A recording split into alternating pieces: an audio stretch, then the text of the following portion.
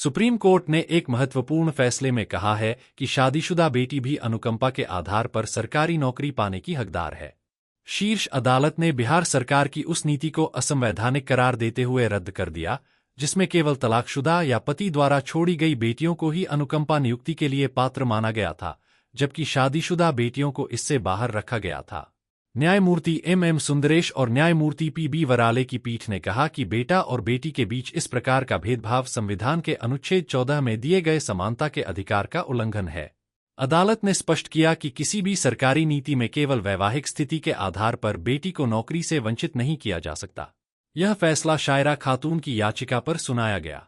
शायरा ने अपने पिता की मृत्यु के बाद अनुकंपा के आधार पर नौकरी की मांग की थी, लेकिन बिहार सरकार ने यह कहते हुए उनका आवेदन खारिज कर दिया था कि वह न तो तलाकशुदा हैं और न ही उनके पति ने उन्हें छोड़ा है।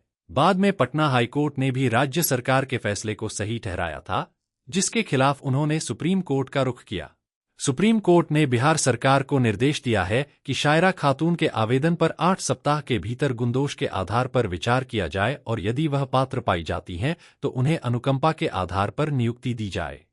सुनवाई के दौरान बिहार सरकार ने दलील दी थी कि शादी के बाद बेटी सामान्यतः अपने मायके से अलग हो जाती है, इसलिए उसे अनुकंपा नियुक्ति का लाभ नहीं मिलना चाहिए।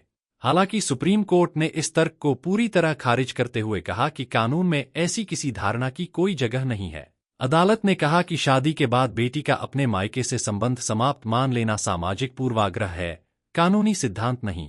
सुप्रीम कोर्ट ने यह भी कहा कि अनुकंपा नियुक्ति के मामलों में अधिकारियों को अत्यधिक तकनीकी दृष्टिकोण नहीं अपनाना चाहिए। यदि परिवार वास्तव में आर्थिक संकट में है, तो केवल तकनीकी आधारों पर आवेदन खारिज करना न्यायसंगत नहीं माना जा सकता।